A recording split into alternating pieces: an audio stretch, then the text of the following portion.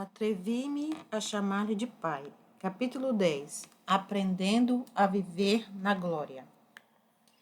Sentada à janela que dava para o jardim, onde Karina e eu havíamos brincado quando crianças, sentia no rosto o vento que soprava da Índia, dobrando os topos das árvores.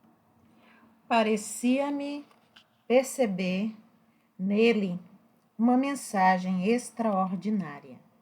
Meus ouvidos recusavam-se a acreditar no que ouviam. O Senhor não pode estar me realmente dizendo isso, disse sorrindo. Estou simplesmente escutando vozes. O Senhor não quer que eu vá ao funeral de Karim. Não ficaria bem. Eu acabaria ofendendo pessoas enlutadas. Ainda no meio da objeção, reconheci uma vez mais que o sentimento de sua presença começava a diminuir. Imediatamente, com esse sinal, comecei a perguntar a mim mesma se o Senhor realmente estava me dizendo que fizesse essa coisa extraordinária, ir direto ao rosto das hostilidades do boicote. Finalmente, suspirando profundo, levantei do meu lugar à janela, dei de ombros e disse em voz alta: estou começando a aprender, Senhor. Meu sentimento da coisa certa a fazer, nada é comparado com o teu. Irei uma vez que o Senhor me diz que vá. E é claro, o sentimento de sua presença retornou. Que série extraordinária de experiências estava tendo com a ida e a vinda de sua glória. Ainda assim, sentia que estava somente principiando a compreender o significado de tudo isso. Como poderia eu aprender a permanecer em sua presença por um tempo sempre crescente? Eu não tinha maneira de saber que nos próximos 2 meses encontraria uma série de experiências que me fariam dar um passo mais nesse processo de aprendizagem. Hesitei, em pé, na rua de paralelepípedos da casa de Karim. A despeito de minha promessa em obedecer, sentia-me como uma pomba solitária entre 1000 gaviões. Inspirando o ar profundamente, dirigi-me à casa de pedra, em meio a tantas iguais a ela. Fui ao jardim, subi a varanda, sentindo os olhares dos aldeões sentados ao redor em silêncio. Entrei na casa antiga, com tetos gravados e paredes de gesso brancas, onde Karim e eu tantas vezes tínhamos rido e brincado juntos. Agora não havia risos. Além da tristeza da família enlutada, a frieza de uma dezena de olhares desafiadores provocava-me arrepios. Olhei para uma prima com quem eu tinha sido muito íntima. Nossos olhos se encontraram por um instante. Minha prima rapidamente voltou a cabeça e começou a falar com uma vizinha. Aprumando os ombros, entrei na sala de estar da casa de Karim. Sentei-me num dos grossos colchões de algodão que tinham sido colocados no assoalho, rodeados de almofadas para as pessoas se reclinarem. Ajeitei o sari em torno de minhas pernas. Subitamente as pessoas começaram a perceber quem eu era. A conversa quieta, que tinha enchido a sala, de repente parou. Até as mulheres que contavam as contas do rosário muçulmano, cada conta uma oração a Alá, cessaram sua atividade e levantaram os olhos. A sala que estivera quente com calor do início de verão, e por causa dos muitos corpos juntos, quase que ombro a ombro, de repente parecia gelada. Eu não disse nada. Não fiz nenhuma tentativa em ser social. Simplesmente abaixei os olhos e fiz minhas preces. Senhor Jesus, sussurrei em meu coração. Esteja comigo enquanto te represento a este grupo de amigos e parentes queridos que estão tão tristes pela morte de Karim. Depois de uns 15 minutos, o fluxo da conversa começou de novo. Era hora de prestar homenagem à esposa de Karim.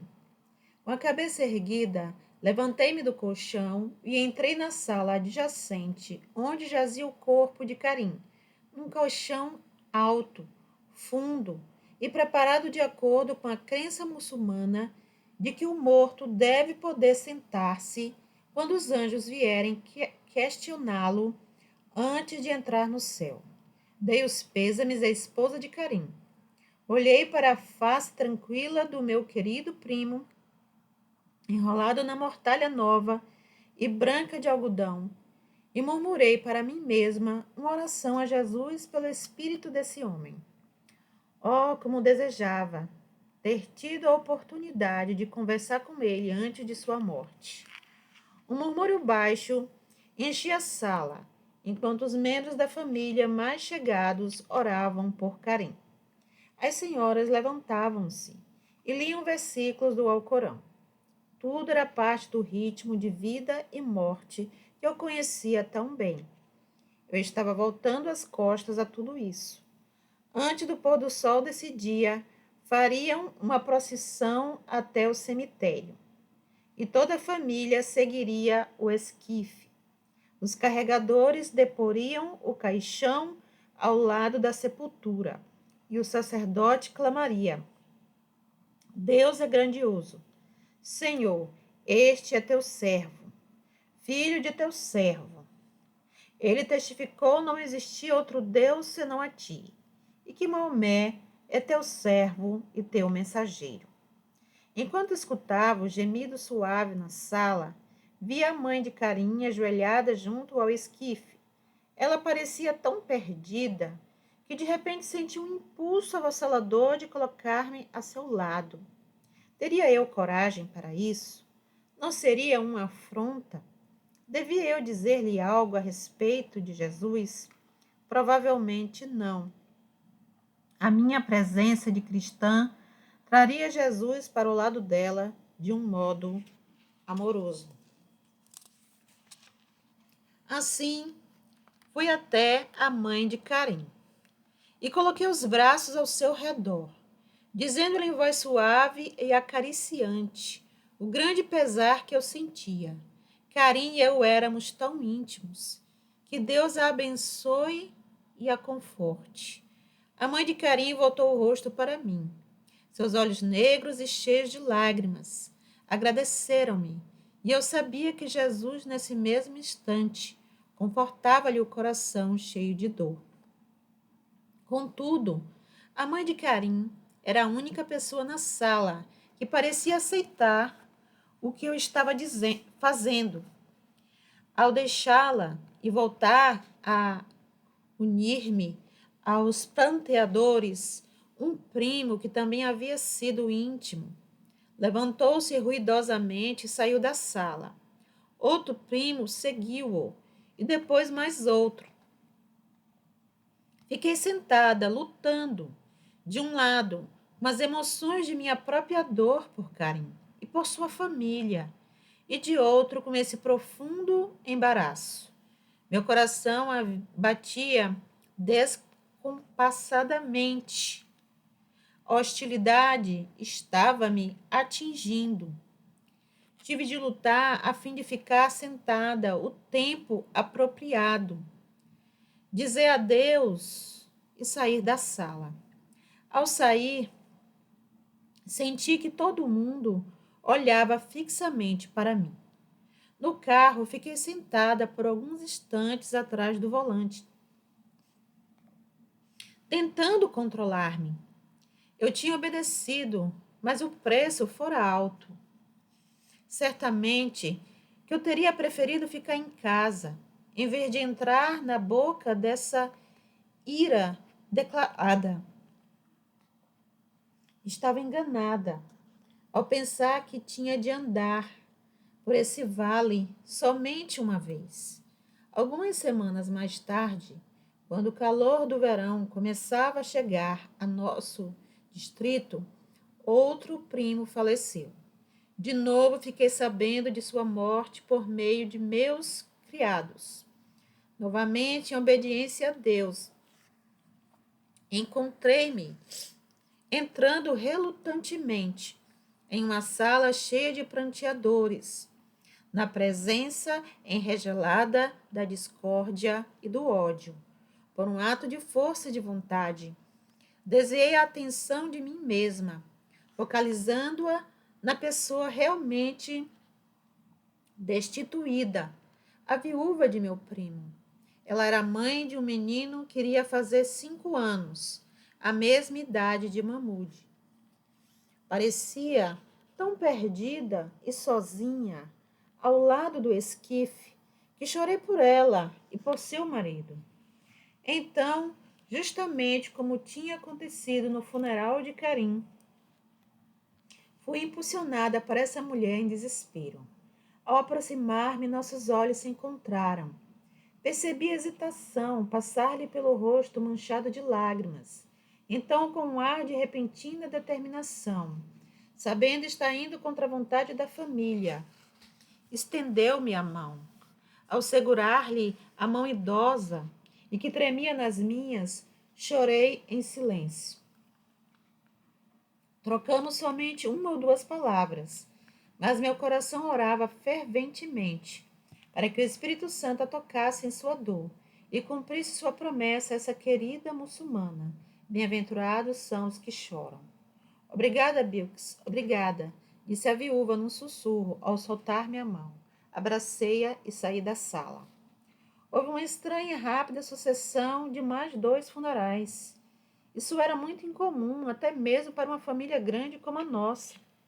E em cada caso foi-me dito, muito clara e distintamente pelo Senhor, que eu saísse da minha casa segura e fosse ao lugar onde precisavam de mim. Eu não devia falar muito, devia deixar que minha presença amorosa fosse sua única testemunha. Nessa época, o Senhor trabalhava comigo. Ele tinha tanto a me ensinar e usava esses funerais como sala de aula. Foi durante uma dessas visitas a um funeral que descobri o próximo grande segredo de permanecer em sua presença. No funeral muçulmano, ninguém cozinha ou come até que o corpo seja sepultado. Isso geralmente resulta em um dia de jejum, e na verdade, tal coisa não é sacrifício. Entretanto, naquele dia, enquanto sentava isolada na sala apinhada de gente, descobri de repente que desejava ter meu costumeiro chá da tarde.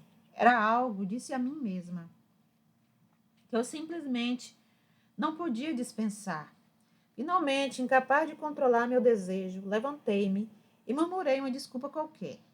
Eu tinha de lavar as mãos, disse. Saí da casa, desci a rua até um pequeno café. Ali tomei o meu precioso chá e voltei para junto dos pranteadores. E imediatamente senti uma solidão estranha, como se um amigo tivesse saído de junto de mim. É claro que eu sabia o que era. A presença confortadora do Espírito havia me deixado. Senhor, disse para mim mesma, que fiz? E então eu sabia. Tinha mentido enquanto dava a desculpa. Mas foi somente uma mentira inocente, Senhor, disse eu. Não percebi nenhum conforto do Espírito, só silêncio. Mas, Senhor, continuei, não tenho de seguir mais essas práticas do luto muçulmano. Além disso, simplesmente não posso passar sem meu chá. O Senhor sabe disso. Nenhum sentimento do Espírito. Mas, Pai, continuei, não podia dizer-lhes que ia sair a fim de procurar chá e bolos. Isso os teria magoado. Nenhuma manifestação do Espírito. Está bem, Pai, disse eu, compreendo. Errei. em mentir. Percebo que procurava a aprovação dos homens e que devo viver somente para a tua aprovação. Sinto muito, de verdade, Senhor, magoei-te. Com tua ajuda, não mais farei isso. Após essas palavras, a presença confortadora de Deus inundou-me de novo, como a chuva que cai num leito de rio ressecado. Descontraí-me, sabia que ele estava comigo. Foi assim que aprendi a voltar para sua presença rapidamente. Sempre que não sentia sua proximidade, sabia que o havia entristecido. Voltava ao passado, até o momento em que tinha sentido sua presença pela última vez. Então fazia uma revisão de cada ato, cada palavra ou pensamento, até descobrir onde me havia desviado. Então confessava meu pecado e pedia seu perdão. Aprendi a fazer isso com audácia crescente, mediante esses exercícios na obediência. Aprendi o segredo maravilhoso do arrependimento. Arrependimento, descobri, não era remorso lacrimoso, mas sim admitir onde eu havia errado e fazer um voto de que, com a ajuda dele, nunca mais cometeria tal erro. Ao perceber minha própria fraqueza, pude invocar sua força. Foi durante essa época que descobri não haver mentira inocente. Uma mentira é uma mentira e sempre procede de Satanás, o pai da mentira. Ele usa mentiras inofensivas e inocentes a fim de iniciar-nos nesse hábito traiçoeiro. As mentiras preparam caminho para as futuras e maiores tentações. Satanás murmura que uma mentira inocente pode ser consideração por outras pessoas. Dobramo-nos ao mundo em vez de dobrarmos-nos a Jesus, a verdade. Embora tenha aprendido essa lição no funeral de um parente, foi o princípio de um novo tipo de vida para mim, no qual tentei desarraigar toda mentira. Desse dia em diante, tentaria policiar-me toda vez que estivesse prestes a dizer uma mentira inocente. Certa vez, uma missionária amiga convidou-me para uma reunião a qual não queria assistir. Tinha decidido dar a desculpa de ter outro compromisso. Um sinal de advertência soou dentro de mim e estaquei, justamente em tempo. Em vez disso, descobri que podia dizer a verdade e, ao mesmo tempo, não magoar o sentimento de ninguém, simplesmente dizendo: sinto muito, mas não poderei estar lá. Certo dia, sentei-me para escrever uma carta a um amigo em Londres e automaticamente comecei a escrever que estivera fora da cidade por algum tempo e por isso não tinha podido responder a sua última carta. Parei com a caneta no ar. Fora da cidade, eu estivera aqui o tempo todo. Amarrotei o papel, joguei-o na cesta de lixo e comecei de novo. Querido amigo, por favor, perdoe-me por não ter respondido a sua maravilhosa carta antes. Coisinhas, é verdade, mas eu estava aprendendo que ter cuidado com as pequenas coisas tornava muito mais fácil lidar com as tentações maiores à medida que chegavam. Além disso, a vida ficava muito mais fácil por não ter de passar muito tempo tentando encontrar uma desculpa. Lenta e seguramente, comecei a compreender que estava tentando viver, tendo Cristo como meu companheiro constante. É claro, simplesmente não era possível fazer isso. Tantas vezes dava conta de mim mesma, voltando a meus antigos hábitos, mas continuava tentando. No processo, descobri o lado prático da promessa. Buscai, pois, em primeiro lugar o seu reino e a sua justiça, e todas estas coisas vos serão acrescentadas. Mateus 6:33. À medida que tentava pôr Deus em primeiro lugar, Algumas de minhas necessidades sinceras foram-me devolvidas.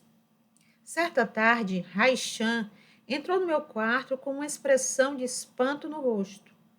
Há uma senhora na sala de visitas esperando para vê-la, disse ela. Quem é? Perguntei.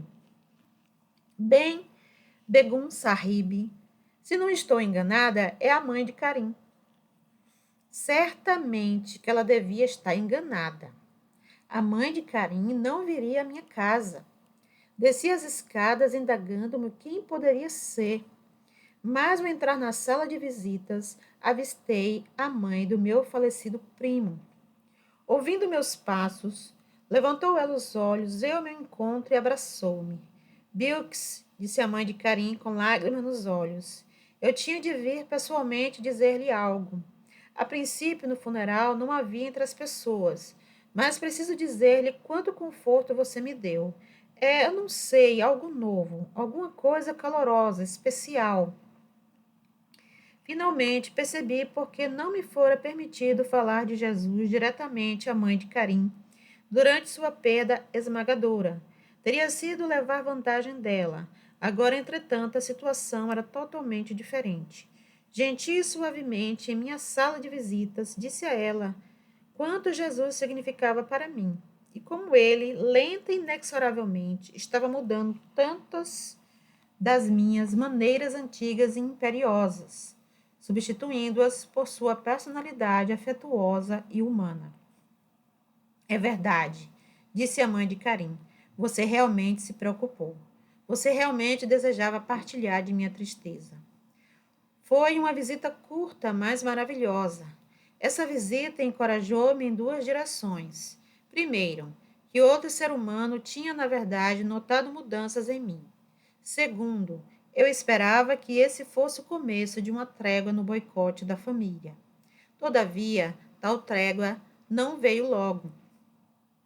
Telefonemas só recebia de meus amigos missionários, de modo que certa manhã, logo antes do 6º aniversário de Mahmoud, quando o telefone tocou, esperava ouvir a voz de Mary. Em vez disso, ouvi a voz amistosa da mãe do segundo primo falecido. Bilks, sim. Bilks simplesmente queria dizer quanto significou para mim a ajuda que você prestou à esposa de meu filho. Disse-me que você realmente falou ao coração dela. Que interessante. Eu havia dito muito pouco. Foi Cristo quem deu o consolo. Trocamos algumas palavras agradáveis e desligamos.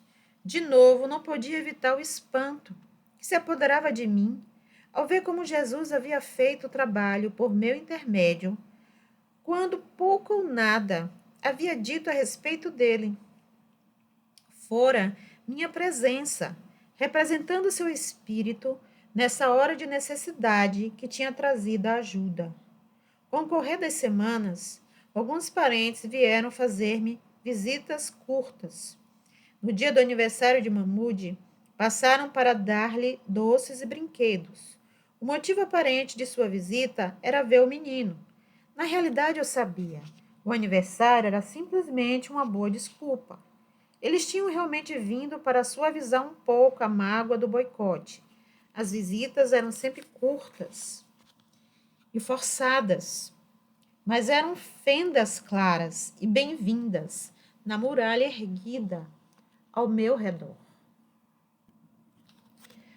Passara-se quase um ano, desde um dia que tomei a decisão de aceitar o chamado de Cristo. Como o tempo voa, logo seria novamente meu aniversário. Um ano desde que me havia entregue ao Senhor. E agora olhava com expectativa para a minha primeira e real celebração do Natal. É claro que na Europa tinha visto festas natalinas, mas não tinha tido a experiência do Natal, quando é celebrado de coração. Tomei um presépio emprestado dos Mitchell. Quando vieram trazer a pequena manjedoura, trouxeram também um pequeno pinheiro, e todos cantamos, ó pinheirinho de Natal, enquanto Mahmoud gritava de alegria. os criados colocaram a árvore num canto da sala de visitas e todos nós ajudamos a decorá-la com fitas de papel. Entretanto, algo estava errado. Por mais que essas festividades me agradassem, não via nelas muito significado.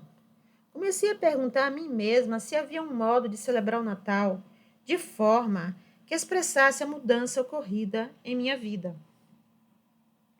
Então veio-me à mente uma ideia. Por que não dar uma festa para todos, missionários, aldeões, até mesmo para os varredores de rua? Imediatamente ouvi a voz de minha família advertindo-me de não fazer uma exposição de minha fé. E também ouvi a voz do general advertindo-me de que se eu tivesse problemas, não mais podia dar-me proteção oficial. Eu sabia que a ideia de tal festa de Natal seria uma ameaça para muitos. Entretanto, depois de muita oração, pareceu-me que a presença era mais forte quando eu começava a fazer os planos para essa inusitada reunião. De modo que segui adiante com o plano. E no dia de Natal, dei uma festa que causou rumor em Uá. Os aldeões chegaram cedo e congregaram-se ao redor da árvore na sala de visitas. Então chegaram os missionários. Sinov dirigia os cânticos. E, para espanto meu, uma criada anunciou que uma tia e alguns primos de Rawalpindi tinham chegado para uma visita não planejada. Meu coração deu um salto. Qual seria a reação deles? Não precisava ter me preocupado. Reagiram de uma maneira típica da classe alta, penso eu. Primeiro descaiu-se-lhes a boca. Então, quietamente, retiraram-se para outro cômodo, onde ficaram a sós em silêncio carregado. Eu não queria deixar de dar atenção a nenhum dos grupos, de modo que passei o tempo andando de uma sala para outra. Era como se corresse de um lado para o outro, de um chuveiro quente para um chuveiro frio. Finalmente, talvez por causa de minha persistência, alguns familiares começaram a descontrair-se. Alguns até foram para a sala de visitas e juntaram-se às festividades ao redor da árvore. Já pelo fim da festa, estavam de conversa com os Old, com os Mitchell e até mesmo com os varredores de rua. A festa anunciava, esperava eu, o começo de um ano diferente. Não um ano mais fácil, simplesmente um ano diferente. À minha frente estavam muitas encruzilhadas, que tomasse eu a esquina errada, me levariam a grandes dificuldades. Pois, com os parentes e amigos que agora retornavam, veio também uma espécie diversa de visitantes. Eram pessoas decididas a levar-me de volta à fé muçulmana. Eu tinha a impressão de existir espectadores ansiosos para ver como eu reagiria a essas vozes que me chamavam de volta ao lar. Guardaria o silêncio discreto ou realmente diria o que pensava? A resposta veio-me de novo, em termos da presença de Deus. Sempre que tentava ser ambígua, sentia-me desconfortável e só. Mas toda vez que respondia às questões capciosas diretamente e em amor, sentia que o próprio Senhor estava comigo. Certa tarde, por exemplo, ouvi baterem suavemente à minha porta. Fiquei surpresa. Eram 2 horas da tarde. Sim, a porta abriu-se. Era Raichan. Begum Sahib, a senhora tem visitas. Havia certa hesitação em sua voz suave. Tinha dito a Raichan que preferia não ser incomodada entre 12:00 e 3 da tarde, mas não fora uma ordem. Um ano atrás eu teria ordenado a Raichan duramente que não me incomodasse por coisa alguma entre o 12:00 e as 3 da tarde. Agora, expliquei-lhe que já não considerava o tempo coisa minha, pertencia ao Senhor. Se acontecesse alguma coisa que ao seu pensar precisava de minha atenção, então, é claro, devia vir ao meu quarto, não importando que hora fosse. Begum Sahib, o homem é inglês. Havia uma ponta de humor em seus olhos castanhos. Ele diz que deseja falar a respeito de Deus. Está bem, disse eu, um tanto intrigada. Descerei num instante. Esperando por mim, na sala de visitas, estava um inglês pálido, cabelos cor de areia. Meu interesse aumentou ao notar que ele usava roupas típicas paquistanenses, camisa branca e calças largas. Seu rosto pálido e suas roupas brancas quase se confundiam com as paredes brancas da sala. Depois de se desculpar por aparecer sem ter avisado, foi direto ao assunto. Disse ter viajado desde Karachi, a fim de vir visitar-me, e por ter se convertido do cristianismo para o islamismo, seus familiares pensavam termos interesses comuns. Ah, disse a mim mesma, agora compreendo. Sabendo quanto gosto dos ingleses, pensam que eu vou ficar impressionada com um inglês que trocara o cristianismo pelo islamismo. Meu visitante hesitou por uns instantes e então lançou-se ao propósito a que vinha. Begum, disse o homem, uma coisa realmente me perturba acerca dos muçulmanos que se convertem ao cristianismo. É a Bíblia. Todos nós sabemos que o Novo Testamento não é o mesmo dado por Deus. Ele apresentava a principal acusação do islamismo contra a Bíblia, isto é, que ela tinha sido tão alterada que a versão atual não merecia confiança alguma. O original, diziam os muçulmanos, estava de acordo com o Alcorão. Espero que você não pense que eu esteja tentando ser engraçada, disse eu. Na verdade, desejo saber uma coisa. Tenho ouvido com tanta frequência que a Bíblia foi modificada, mas jamais me disseram quem a mudou. Quando foram feitas essas mudanças e que passagens foram corrompidas. Meu visitante reclinou-se e olhou para as traves entalhadas do teto, os dedos martelando os braços do sofá. Não respondeu. Eu estava sendo injusta, imaginei. Até onde sabia, não existiam respostas para essas perguntas. Você percebe, continuei. No Museu Britânico, existem versões antigas da Bíblia, publicadas quase 300 anos antes do nascimento de Maomé. Em toda a questão entre o cristianismo e o islamismo, esses antigos manuscritos são idênticos à Bíblia de hoje. Os peritos dizem que, nos pontos básicos essenciais, a Bíblia de hoje não é diferente do original. Para mim, pessoalmente, isso é importante, pois a Bíblia tornou-se uma palavra viva. Fala minha alma e me alimenta, ajuda-me e me dirige. Meu visitante levantou-se sem dar-me tempo para terminar. E assim, continuei. Acho que é muito importante saber se realmente há passagens bíblicas com as quais esteja perdendo meu tempo. Você pode esclarecer isso? A senhora está falando acerca da palavra, como se fosse viva, disse-me o visitante. Acredito que Cristo vive, se é isso que você quer dizer, disse eu. O próprio Alcorão diz que Cristo é a palavra de Deus. Adoraria conversar a respeito dela com você em outra oportunidade. Devo partir. Foi tudo. Acompanhei meu visitante à porta e convidei-o para voltar. Ele nunca voltou, mas outros vieram, alguns bem preparados para a batalha e com concepções errôneas tão grandes. Jamais me esquecerei do que acusou os cristãos de adorarem 3 deuses distintos. Assim chamada Trindade consiste em Deus, Maria e Jesus, disse ele. Vocês, os cristãos, dizem que Deus tomou uma esposa, Maria, e de sua união nasceu Jesus.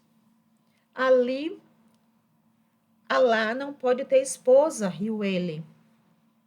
Orei rapidamente, e uma linha clara de pensamento veio-me à mente. Você leu o Alcorão? Perguntei. É claro.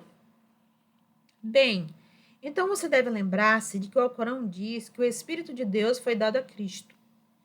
Tinha indagado a mim mesma com frequência como podia o Alcorão conter verdades tão maravilhosas como esta.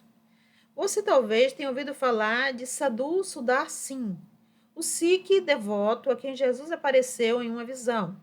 A explicação que Jesus deu da Trindade foi: assim como no Sol há calor e luz, e a luz não é calor e o calor não é luz, e ambos são um, embora manifestem-se de formas diferentes, assim também eu e o Espírito Santo procedemos do Pai, trazemos luz e calor ao mundo.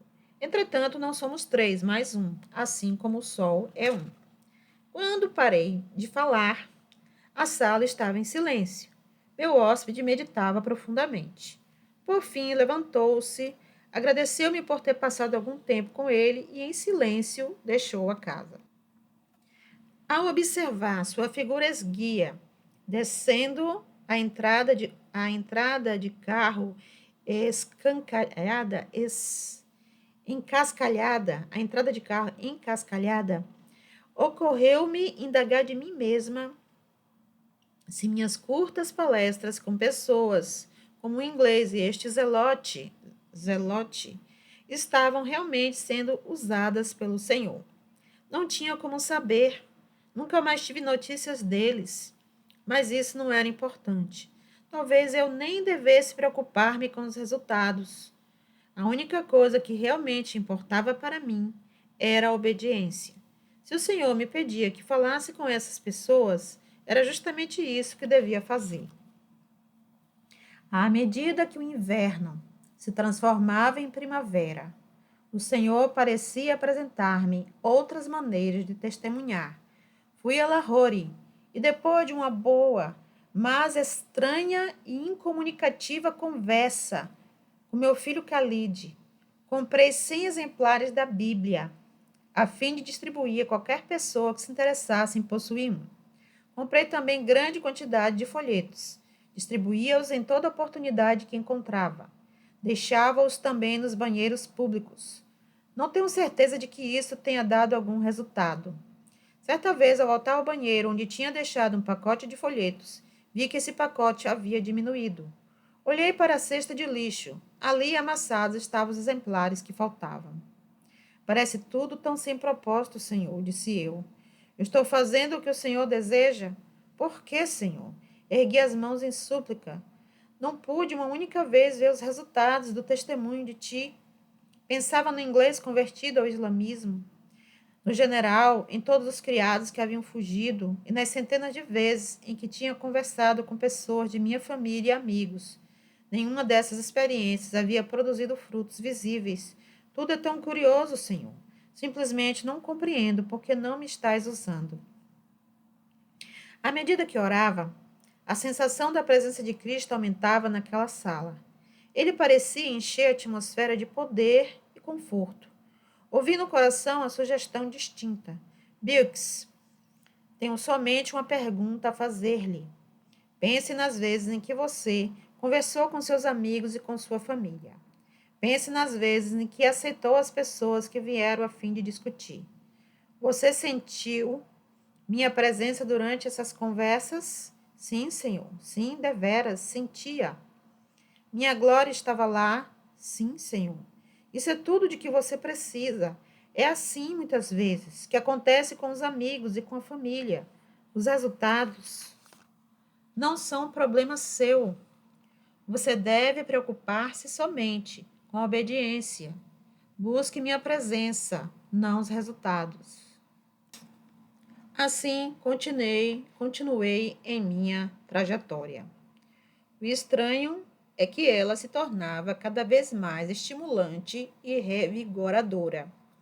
Uma vez que o Senhor havia desviado minha atenção dos resultados para a sua presença, eu podia ter a alegria de ver amigo após amigo, parente após parente, sem o mínimo sentimento de frustração.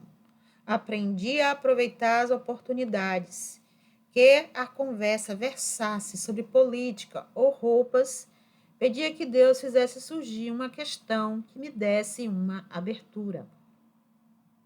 Por exemplo, certa vez, ao conversar com uma sobrinha, a palestra foi levada a meu ex-marido, que agora era embaixador paquistanense no Japão. E se Khalid viesse à sua casa, sorriu ela, levantando as sobrancelhas. Olhei-a nos olhos. daria a ele boas-vindas, serviria a ele chá. Minha sobrinha olhou para mim com incredulidade. Já lhe perdoei, continuei, e espero que ele me tenha perdoado tudo o que fiz para magoá-lo. Como é que a senhora pode perdoar dessa maneira? Minha sobrinha sabia que a separação tinha sido muito difícil. Expliquei ser verdade que por mim mesma não podia perdoar. Havia pedido a Jesus que me ajudasse. Você percebe, disse eu. Jesus convidou-nos para levar nossos fardos a Ele. Jesus desfez o meu fardo de ódio. Minha sobrinha ficou imóvel por uns instantes. Bem, disse ela, esse é um cristianismo do qual ainda não tinha ouvido falar. Se a senhora vai agir dessa maneira, eu serei um dos primeiros a vir aprender a respeito de seu Jesus. Ainda aqui fiquei desapontada. Tinha grandes esperanças. Cria deveras que minha sobrinha voltasse ao assunto, mas nunca mais o fez. Também houve dias em que a glória me deixou durante esse período. Sempre acontecia do mesmo modo. Eu caía na armadilha de Satanás. Convencia-me, ele, de eu estar fazendo um bom trabalho, de que meus argumentos eram realmente profundos.